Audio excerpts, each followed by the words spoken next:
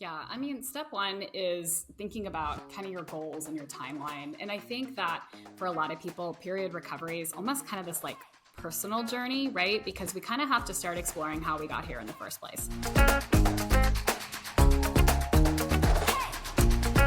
Hello and welcome to the Eat More Carbs podcast. My name is Jenna Fisher and I'm here with my co-host Reilly Beatty. Today we have registered dietitian Lindsey Lusson on to answer some questions. Lindsey, for folks who don't know you as well, can you just give a little bit of background on who you are? Yeah, absolutely. So I'm a registered dietitian, been a registered dietitian for 13 years, which I feel like makes me sound ancient, but I work with women who are struggling with period loss and infertility, and I help people recover their period, heal from disordered eating, and take home healthy babies. Lindsey, thank you so much for being on the podcast. We're so excited to kind of chat with you about all things today. Before we get into some of the questions that we have for you, we're going to do a high and low segment where we share just a little bit about our week, the high, and maybe the part we wish had gone a little bit differently. Reilly, as always, can you kick us off? So I guess my high and low is one story combined. I really enjoy reading. That's something that I really like doing, but because I have a 10-week-old, that's not been happening a lot. Not really been sitting around and reading. Started getting into audiobooks for when I'm walking, running, even like feeding. That's like something that I can do to entertain myself. I have been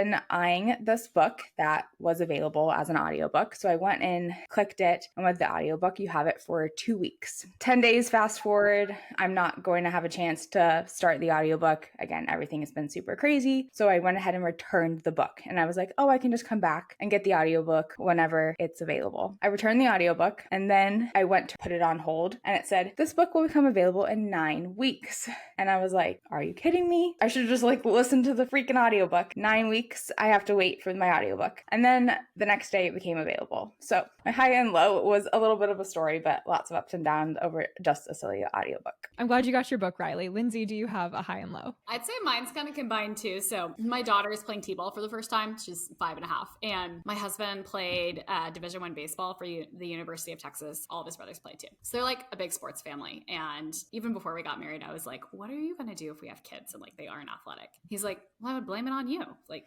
Clearly it's not coming from my side of the genes. Anyway, so she goes and she plays t-ball, and she actually isn't horrible. She's also not the best one on the team. She hit it off the tee, ran to first base, and she was out. And she runs back to the dugout, and she is just tears streaming down her face, and she's crying. And probably the detriment of my athletic career was I was way too emotionally involved in sports.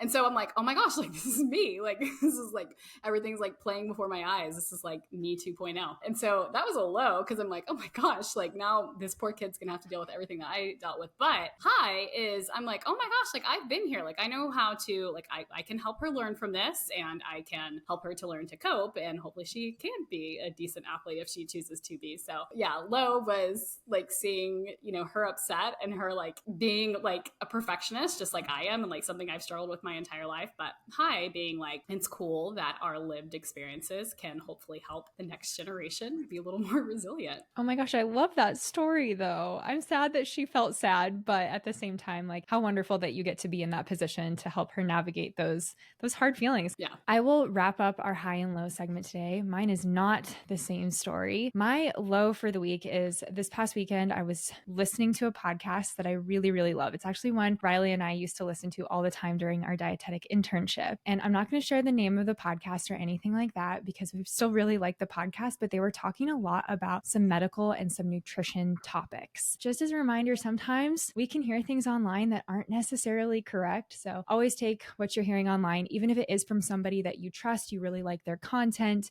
when it comes to medical advice or things that they've maybe been advised to do by someone, it doesn't mean that it always applies to you. So that was my low because I was a little bit frustrated when I heard that, I guess is the best way to say that. But at the end of the day, it doesn't really impact my day. So I got over it. My high, on the other hand, is that my husband had this great idea that every weekend, my husband works a lot of weekends, that every weekend he works, we try to do something fun. So it has to be something out of the norm that we usually do, just so that way it still feels somewhat like a weekend and somewhat like we got to spend some time together. So he had the idea of going to this furniture store that does refurbished furniture. So they buy stuff from like estate sales, fix it up, and then sell it. And it was one of the coolest stores I've ever been in. And we found these beautiful little nightstands and they were a great price. And I was so happy that we just kind of decided to do that on the whim because it turned out really great. So that was my high. Those estate sales are like a gold mine. Like if you can find the right thing, like they really can be like you can get something that like you wouldn't be able to buy anywhere and next to nothing. Yes, absolutely. And it was like a whole store of that. So it was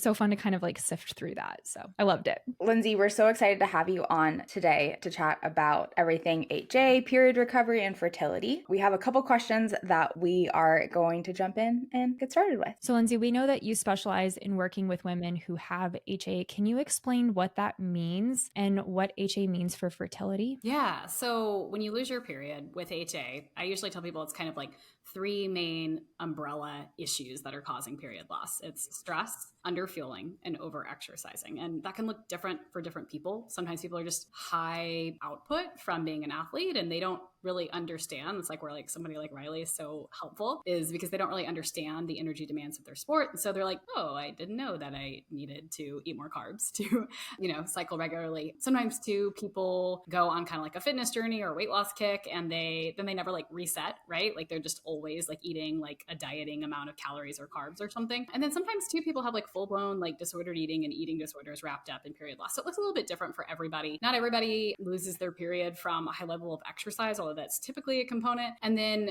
most people who lose their period have like some sort of personality perk. Like I talked about myself, and HA is like part of my history too. So I can use myself as the perfect example of like being a perfectionist or high performing. You just kind of like wear stress differently than other people might, if you know what I'm saying. So that's kind of what happens. And the way that it impacts our fertility is if you aren't getting a period, your body has shut down reproduction. So if you aren't getting a period, you aren't ovulating. And if you aren't ovulating, you can't get pregnant. I feel like when someone experiences loss of a period, one of the first things if they go to their doctor that they're told is just start some type of a hormonal birth control. Can you share a little bit about like that? And if you have a hormonal birth controlled bleed or period, like, is that the same thing? Yeah, no. And this is probably one of the most frustrating myths because this is something I was told like almost 20 years ago when I lost my period. They're like, oh, well, just go on the pill. And like, I could send you guys like 7 research studies right now, like right the second that disprove that birth control does anything for protecting its bone loss with amenorrhea. So no, it's not giving you a bleed.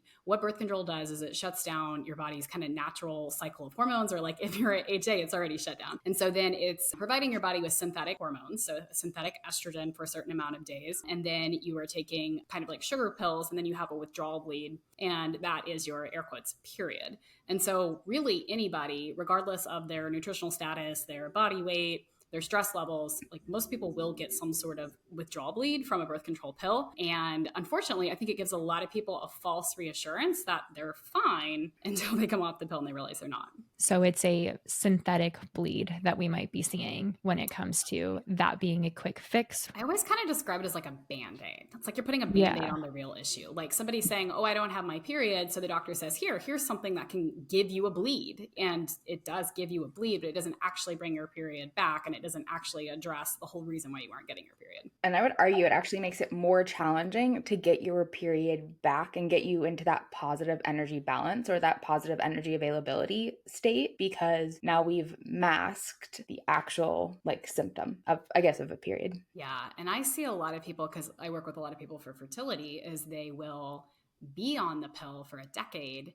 And then they'll be like, cool, I'm ready to start my family. And then they just come off. And then the doctors are like, oh, that's weird. Why don't you start fertility treatment? It's almost like it's just like constantly, regardless of what life stage you're in, it's just always swept under the rug to where people might be in their like 40s and 50s and have never really actually had a natural period. This is a podcast, so nobody can see us, but Jenna and I are both shaking our heads like so big because I honestly think we have this conversation every single day with the athletes that we work with. Wow. And it's sad because that's such a vulnerable population and such a highly educated and highly motivated population. It's like, if we can just get the right information in front of these female athletes, like how much better could they feel, perform, and how much time and stress could they save themselves in the future to not have to deal with all of these fertility issues? I have this conversation as well where I'm not necessarily like anti-birth control. Like that's not what we're saying at all, but it's the why and like intention. And we're not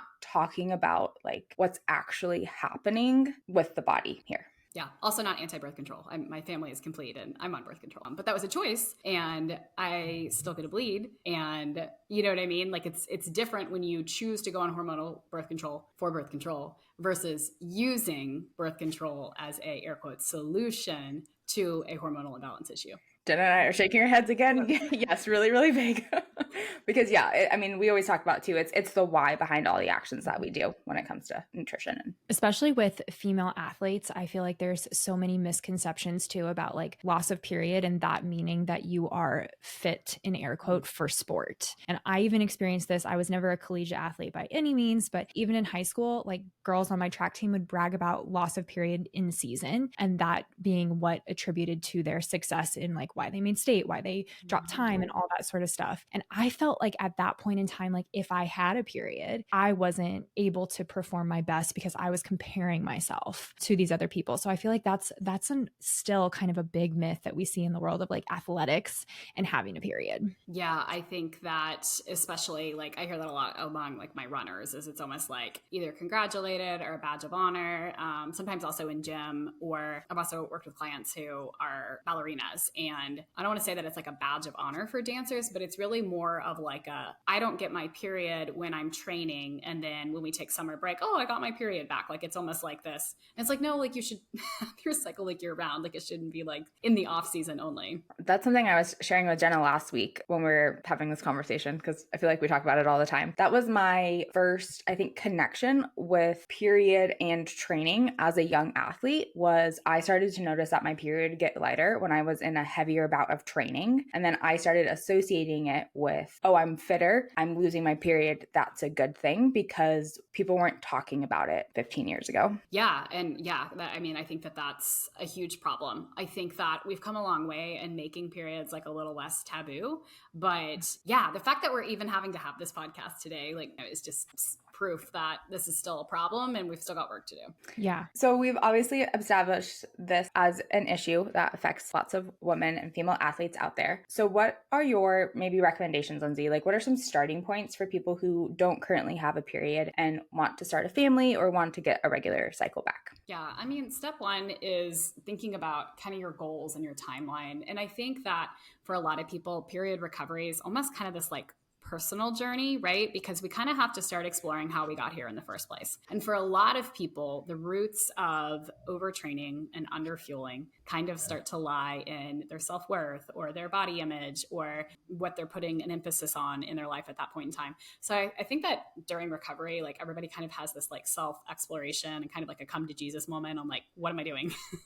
And this is at odds with what I know to be healthy and what I want for my future. So I think that maybe the first step is kind of like a self-reflection of like, how did I get here and where do I want to be? And then thinking about just some practical next steps. And that might be small, right? That might be, pausing your gym membership. That might mean, stop counting macros, putting your food scale away. That might be putting your physical scale away, right? Because I think that most people to get their period back do have to put on some body fat, and it might be triggering to be trying to fit into your size whatever jeans, or your stepping on the scale and constantly having that reminder that your body is changing. So I think like step one is like doing some inner work and then thinking about like, what are the practical next steps for you and how can you surround yourself with the right people, whether that's community, whether that's dietitian, whether that's therapist, whether that's, supportive doctor, but making sure that you are thinking about what will set you up for success, who could be on your team, building out that routine, both with like the social support and with like the right practitioner. That is so valuable, what you just shared, because there is so much work and there is such a journey on a period recovery process that I don't think most people realize or pay attention to, because at least what I've seen is the first question that I'm getting from athletes who are trying to recover their period is, how many calories do I need to eat? I get those questions in my DMs every single day, but there's so much more to period recovery than just like a calorie number. Yeah. Or how much weight do I need to gain? And I'm like, I don't know. And I think we're focusing on the wrong things, And I'm sure you guys see this with athletes too, is like most of the people that I work with like are a normal BMI, right? Especially with our athletes, because you could be a low normal BMI, but if you have any amount of muscle mass, which is an athlete you do, I almost feel like the BMI scale should be set like 2 points higher for athletes. Like the cutoff should be higher than it is. One of the things that a lot of the individuals that are working towards period recovery are concerned about are those body changes that they might see. How do you help them overcome those challenges specifically related to body changes that they might be seeing? Yeah. Well, I think it's really interesting, right? That people who struggle with period loss typically have some body image issues, some control issues, put a lot of worth in their body. I work so hard to get here. This is who I am. This is what I'm known for. I think it's interesting how we're forced to pause when we're putting too much emphasis on that and how that's actually the thing that's going to hold you back from becoming a mom. And as Reilly knows, your body changes a lot when you're pregnant. And like after you have the baby, like your body also looks different, right? So I almost see like, while it's difficult and like I'm not trying to like glaze over this like, oh well, you're about to get pregnant, so just don't worry about it, right? I think that there's some really good, I think it's like almost on purpose that we're kind of forced to deal with these issues, knowing what's to come, knowing that like our bodies are going to change, they are going to look different, and like we kind of need to hit this issue head on rather than figure out how do I just get pregnant, right? Like how do I like skip over all the hard stuff? So ways like a more like practical advice on like how do we overcome that is to set yourself up for success. So understand that your body is going to change, like understand that and really work on kind of reframing the idea that like gaining weight, gaining fat is healthy. It is for your fertility. It is building this little safe little home for this new life that's going to grow and live inside you. So reframing the idea, because I think we're just so like villainized weight gain, like across the board, like any person in any situation, we're almost like weight gain is bad, weight loss is always good, right? So it's almost like rewiring your brain around the idea that weight gain can be good and can be beneficial for you in this moment. And then kind of setting yourself up for success. So like, okay, like if my body's going to change, I need to have clothes that aren't the exact size that my unhealthy body is fitting into right now. So understanding like, hey, we're going to have to, do a wardrobe refresh, setting boundaries with how often you're checking and looking at your body, probably putting your scale away or just completely getting rid of it. Because I think so many women have a really unhealthy relationship with the scale, and you never need to prove yourself to anyone, right? Like you never need to be like, oh, like, I can weigh myself. Like, no, like full stop. Like you don't have to, like, that's not a measure of your health or your worth. And if it's something that you haven't had a healthy relationship in the past, it's definitely not going to be helpful for you at this point in your journey. And so just really understanding that your body has to change and it's for the better. And so making sure that you're limiting your triggers and you're kind of building up the things that can help you to start feeling more neutral towards your body, whether that's, working with a therapist or being in a positive, supportive recovery community, or if that's practicing some positive affirmations. I'll tell my clients a lot of times to like, and if you don't even know where to start, just like Google like body affirmations or positive body affirmations and like sticky note on your mirror or something like that. So I think that a lot of it's a long game process, but it's kind of just about like rewiring the way that we think and feel about our bodies, even if it feels kind of like you're faking it until you make it at first. We had Mel on, who's another dietitian kind of working in this space. She does a lot of work with like postpartum women. And she was talking about like personally, and her and I were kind of chatting on the episode about how we are both so happy that we overcame our disordered eating, our body image issues, because pregnancy is really hard. I think there's a lot of challenges that come, even if you have a good relationship with food, if you are body positive. So doing a lot of the work that you mentioned isn't just going to set you up for, getting pregnant, but then having a healthy pregnancy and then also being, in a good place postpartum mentally and physically. Yeah. I also want to bring in here, I think a lot of people think that they won't they're like, I'm scared to gain weight to get pregnant, but once I'm pregnant, then I won't care, right? Like, oh, like it'll be totally fine. Like I'll have an excuse or whatever. I rarely find that to be the case with people. Like you need to understand that if you have body image issues before you're trying to get pregnant, they're not going to magically go away when you pee on a stick and it's positive. So there is work that needs to be done. Personally, I fall into that normal quote BMI range, right? So I'm supposed to gain 25 to 35 pounds during pregnancy. I gained more than that. Like I gained 40 pounds. That's okay. That's what my body needed. But again, if we are stuck to numbers, if we're scared of the scale, that can be really triggering. That can be really hard. Yeah. And also like pregnancy weight gain is largely out of your control, right? Like you gain 40 pounds. That's what your body needed to gain, right? And somebody else's body might need to gain 50. Somebody else's body might need to gain 30, right? Like a lot of times, and I think that too can be like a trigger for people who maybe aren't really putting in the work prior to is they start to feel out of control. I actually see people develop a lot of disordered eating and eating disorder habits during pregnancy because they feel so out of control and they're not okay with their body changing, or they're not okay with taking a step back and letting their body kind of tell them what they need. A lot of the work that you do, and I would love to hear a little bit more about this, but yes, you have to, be in a positive energy balance to get your period back, but then you need to stay in a positive energy balance to, allow for pregnancy to happen, but then for a healthy pregnancy. Something that we see a lot of the time is an athlete gets their period back and then they go back to eating the same, they go back to training the same, and then they are shocked that they immediately lose their period again. I think that we want it to be a quick fix. And I think sometimes it's easier for our brains to process it that way versus like, this is like this total like lifestyle overhaul. But unfortunately, it is a lot more of the latter than the former. And if you eat to get your period back and then you go back to doing exactly what you were doing, you need to understand that like it's going to happen again. Like you're putting yourself at risk. And I think that this is the biggest place that people go wrong with like struggling with cycle irregularities, or like more in my space, like infertility issues after getting their period back. Oh, I'm getting my period. So like, surely I'm eating enough. And it's like, well, no, like your cycle can tell you a lot about how your body feels about the energy level that you are giving it. So if you get your period back and now you're struggling with cycles that are, 60, 45, 90 days, right? It's kind of all over the place. That's a red flag that like maybe you're not giving your body enough fuel, or maybe you are giving your body more fuel than you used to, but it's not enough like relative to your training.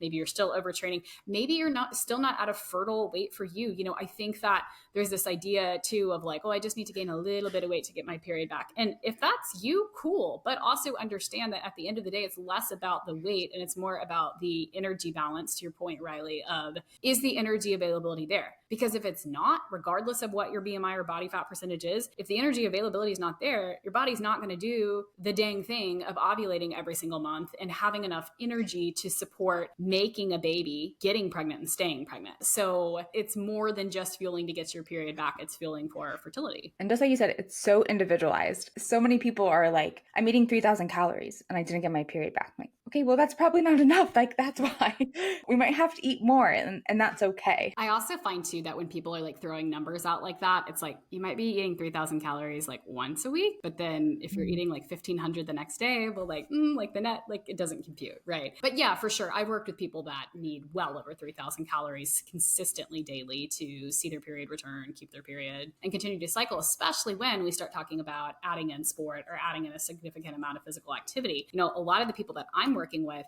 we kind of start them off at like bare bones 2,500. And I'm saying we're going to do some drastic reductions to your exercise because that's the fastest way to get pregnant and stay pregnant. But then when we start talking about incorporating exercise back in, we really have to understand like the caloric demand of getting your period back, keeping your period, and being able to ovulate and being able to fuel appropriately for exercise. So there's just like a lot going on. I think in general, we just see athletes under fueling. I mean, that's why Reilly and I work with athletes most of the time, is because we're not fueling properly for just performance in general. But just like you said, if we're adding that component of trying to recover a period on top of that, we need to be even more mindful of making sure we are in a positive energy balance. Why do we think that so many female athletes are under fueling? I mean, for me, I think diet culture, right? And like associating a certain body type or look with a sport. Another thing that somebody actually said to me one time, and I think that there's a lot of truth in this, is I think the culture in our society is changing, but oftentimes when a female athlete doesn't perform, we automatically go, she doesn't have the right look, or she's too big for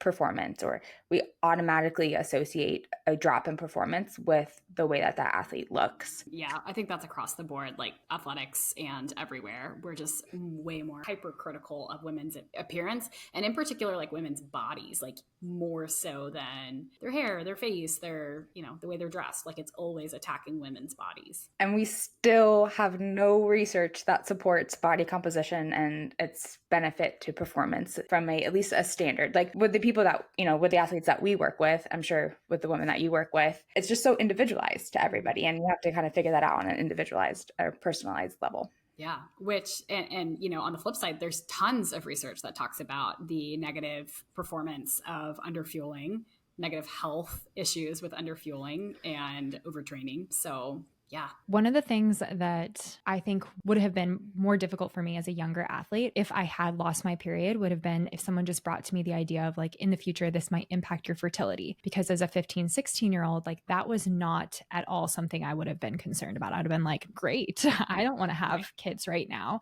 But there are so many other things that loss of period can impact. Can you talk a little bit about that? Yeah, definitely. I mean, I think the one that's like most widely talked about, but even this one I think can be really easy, especially as like a young teen or early 20 athlete. The one that people think like, oh, well, sure, I'll worry about that when I'm 70 is bone loss and osteoporosis. I've worked with several, and I know you guys have too, several women that are experiencing major stress fractures. I worked with a client who hadn't had a period for 10 years and was running fast marathons. And she was sidelined because she broke her femur because she wasn't getting a period. She was on the pill the whole time. That's what she was told. Oh, people of your training status lose their period all the time. Just go on the pill. You're fine. And so when she came to me, not only was she sidelined from running, but she was also ready to get pregnant. And so like, I think that's the perfect example of like birth control doesn't work and, it's going to catch up to you eventually. And so she was early 30s, but like, I think you don't think about that when you're like 22, but it's like, okay, this isn't 30 years out of reach. This might be like 5-10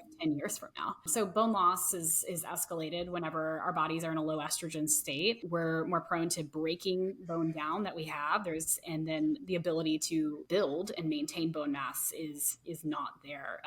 There's a huge hormonal component of our bodies having adequate amounts of estrogen and progesterone. People don't really talk about that one as much, but it is. And that's one of the reasons why birth control isn't as effective is because you aren't getting that rise and fall of progesterone as well. Additionally, and we're kind of like, I feel like we're kind of like just peeking into this. Dr. Cassandra Schufelt is kind of the lead researcher in this area, but within Nurses Health study, over 82,000 women. That's kind of one of the largest studies we have on women's health. What they've seen from that study is women that have missing or irregular periods are at an increased risk for cardiovascular disease, which is the number one cause of death in females. And the thing with that is that estrogen has an impact on our blood vessels to be able to dilate appropriately. And whenever we have low estrogen levels, they're kind of stiff or it's harder for them to allow blood flow in and out. So the heart has to work harder. So then we start to see more and more heart issues showing up earlier and earlier in women. And again, this is kind of a peek into the future. I think some of the evidence too is extrapolated from women who are postmenopausal and they don't have estrogen. So we're kind of seeing like this increased risk for women with low estrogen levels, not on hormone replacement therapies in their 50s and 60s.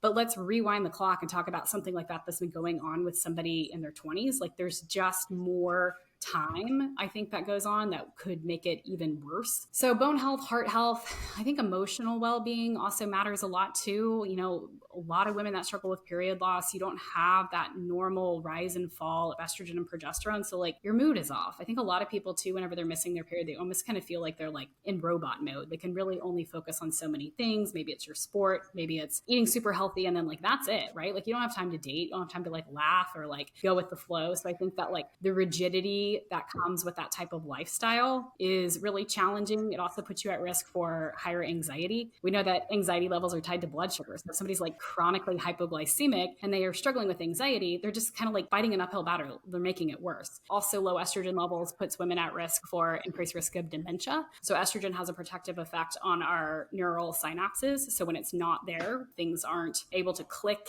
and work properly. So that's another kind of peek into the future as well. And then of course, like most relevant to what I do is fertility. If you don't have a period and you're ready to start your family and you go to your OBGYN, they're going to write you a referral to a fertility clinic. You're going to go to the fertility clinic. You're going to do a ton of expensive workup. And then they're going to tell you that it's time to start an IVF cycle because quite frankly, that is your best option for getting pregnant with a missing period, unless you actually do get your period back. There's so much value in what you just said with everything that you've been saying this entire episode. I think a lot of the things that you shared are so scary because we don't always have symptoms of them, like the cardiovascular or the bones. Again, one of the questions I get all the time is, I'm a normal BMI and my only problem, my only symptom is I don't have my period. A lot of the things that you just mentioned, right, are silent. And sometimes too, with some of the other symptoms, you don't really know that you're experiencing them until you no longer experience them, until you start to get a normal cycle, until you start to have more fun in your life. You don't have the rigid restrictions and things like that. Do you ever see that with the people that you work with? Oh, totally. Especially more of like the mood balance and like quality of life stuff, is people are like, oh, this is just who I am. I'm an anxious person, or I'm just a really healthy eater. We can't go out to eat at those restaurants, or I'm always going to have a separate meal from my family because this is just who I am. And it's like, no, like that's like who, this disordered eating version of yourself has convinced you that you are, but like, you don't have to do that. Like, you don't have to live that life. And I don't think that people can really fully see like that there's life another way until the cloud is lifted and they're like, oh my gosh, how did I operate like that for so long? So I do, yes, unfortunately feel like a lot of these symptoms are silent. I would say that like the ones that start to become the most problematic are stress fractures or diagnosis of osteopenia. And I didn't mention this one, digestive issues. I don't know if you guys see this a lot in your clients, but like sometimes people are like, I am so bloated all the time, or I have early satiety. I can only eat one meal per day, or I can only eat these 20 foods. And it's sad because I think that these are also the very people that like fall victim to go on an elimination diet or do all these really expensive tests that then, cut you down to eating even less than you are. But those are the people that I think there's a lot of potential, because it's like two birds, one stone. I can fix your digestive issues and I can get your period back and help you get pregnant. The digestive issues. Jen and I have just been shaking our heads yes at everything you've been saying this entire podcast.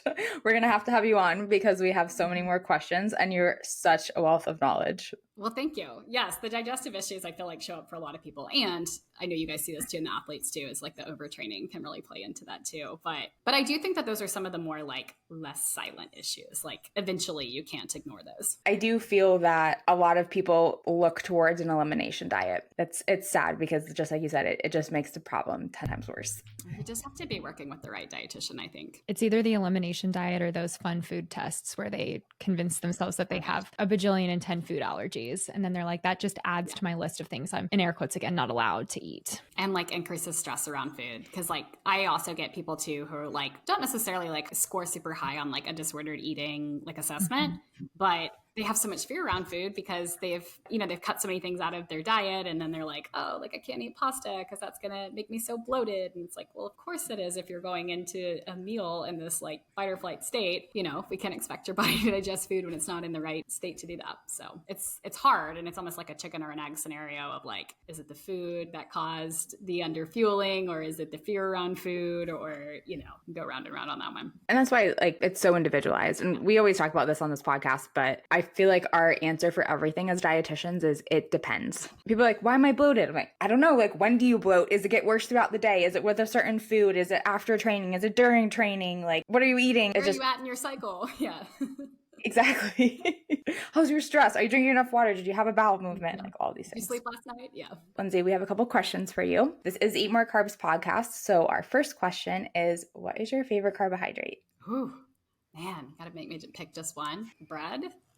Like all forms of bread. Like I'm thinking like bread before an Italian meal with like the oil and the vinegar, like that. I also really love sandwiches, and then pizza. So bread of all forms. What is your favorite pre-workout fuel? I'm a big bar person. I feel like you either are or you aren't. You know what I mean? So like depending on the workout that I would be doing, like a mini or a full Cliff Bar. What are the other ones that I'm into lately? I don't know. I'm always buying the ones that are like on sale. Like if somebody's like, 2 for $1 or something, I'm like, I've never had this before, but I'm about to try it out. So I like bars. I think they're really convenient and I can always carry them with me. As a mom, I always had bars. Oh, fig bars. All of my kids have food allergies. 2 of them have peanut allergy. I'm sure you guys know this, like almost all bars have peanuts or traces of peanuts. So Nature's Bakery fig bars, we are stocked up in every flavor every single week. I actually really like bars, as I think they're a really convenient fuel option. I've been eating them when I wake up to feed baby girl in the middle of the night because I'm like, how can I get in energy like as fast as possible? Yeah. And then be able to get back to sleep. Yes, I